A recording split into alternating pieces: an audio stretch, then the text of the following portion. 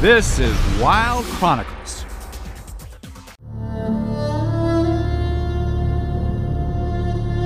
The temperature tells the story. 125 degrees Fahrenheit with no shade. This is the empty quarter of ancient Arabia. A brutal, arid land where scorching sand and mountainous dunes cover 250,000 square miles. Brothers Jamie and Lee Clark are here with Bruce Kirby from far-off Canada. They plan to trek hundreds of miles across an area so devoid of life, it's been called the desert within a desert.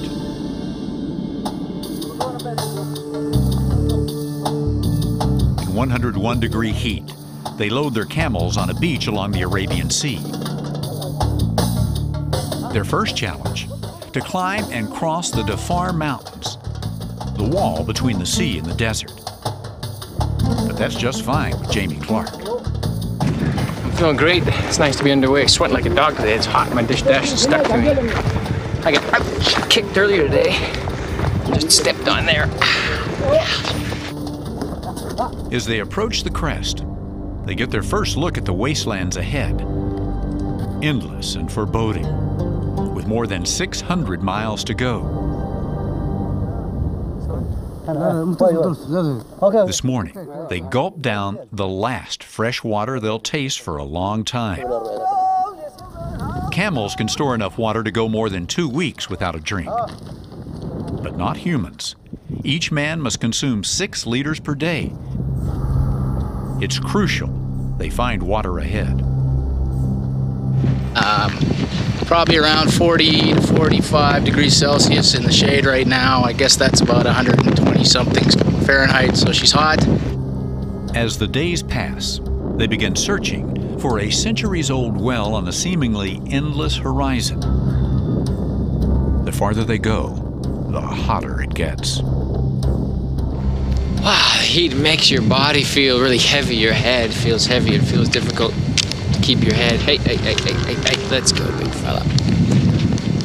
On the task of navigating and concentrating and the difficulty in the saddle. After 50 miles, without a single landmark, their expert guide leads them to an ominous hole in the ground.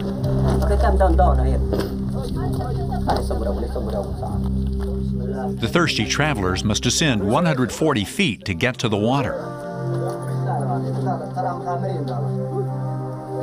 Just lean back on this rope, which has probably been here 50 years. It looks pretty good. So we'll just keep going down and see what happens.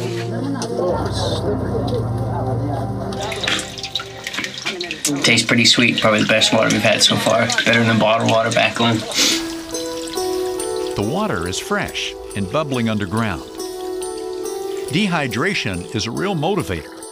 First to get to the water, then to drink the unappealing goatskin water. As the days turn into weeks, the team grows increasingly sensitive to the fine line between survival and disaster. The romance of the journey is long gone, and the danger is all too apparent.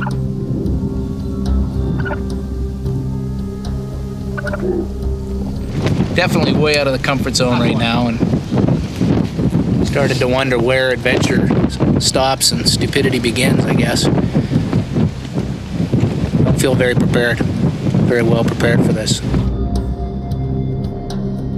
As the team crosses Oman, 700-foot-high sand dunes lie before them. It takes hours to breach each peak. They blaze ahead into Saudi Arabia and new resistance.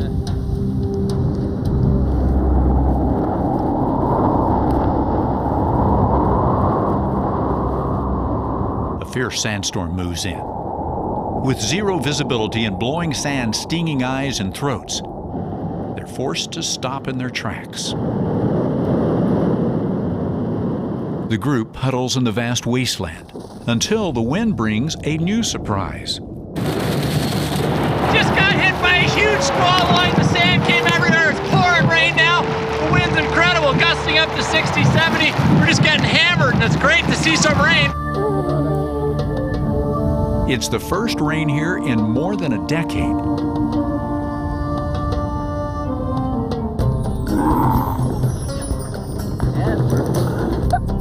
The storm energizes the team, and for the first time in more than a month, the miles come easily.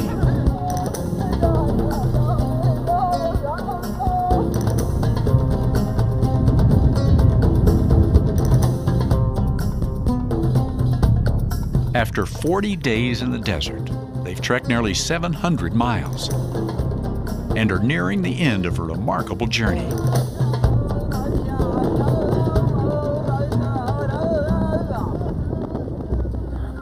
Dawn reveals the Abu Dhabi skyline in the distance. Look that way.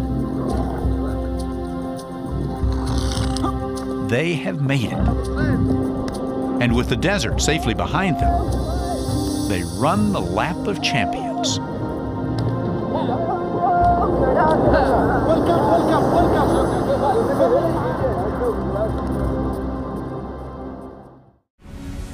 Sponsored by the My Wonderful World campaign. Join us today and help give kids the power of global knowledge.